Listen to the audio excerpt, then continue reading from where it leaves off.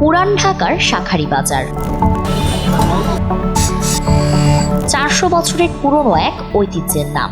সরু এই গলির দুই পাশে গড়ে ওঠা দোকানগুলো শুধু কেনাবেচার জায়গা নয়, বহন করছে সনাতন ধর্মাবলম্বী নারীদের বিশ্বাস আর সংস্কৃতির ইতিহাস। শাঁখারী বাজারের নামকরণের পেছনেও আছে শাখাকে ঘিরে এক দীর্ঘ গল্প। হিন্দু ধর্মে বিবাহিত নারীদের জীবনে শাখার গুরুত্ব অপরিসীম। সংসারের সুখ, স্বামীর মঙ্গল ও অশুভ শক্তি দূর করার বিশ্বাস থেকেই যুগ যুগ ধরে সনাতন ধর্মাবলম্বী নারীরা হাতে পড়েন শাখা।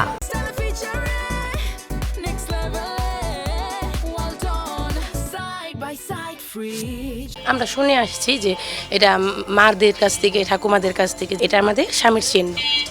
সবসময় কিনে বলতে আমাদের যদি অনুষ্ঠান হয়, যেমন দুর্গাপূজা আমাদের বড় পুজো, তখন আমাদের পড়তে হয়। তারপর এটা তো আমাদের পড়তেই হবে, সবসময় পড়তে হবে, এটা ছাড়া আমাদের হবে না। যদি বিয়ের পর কোনো মেয়ে, বিয়ের আগে না, এটা বিয়ের পর হয়। শঙ্খ কেটে ধাপে ধাপে হাতে গড়ে তৈরি হয় এই শাখা। ইতিহাস বলছে মুঘল সম্রাট জাহাঙ্গীরের শাসন আমল থেকেই এই অঞ্চলে শাখা তৈরির প্রচলন শুরু হয়। সেই ধারাবাহিকতায় শত শত বছর ধরে শাঁখারী বাজারে টিকে আছে এই প্রাচীন শিল্প।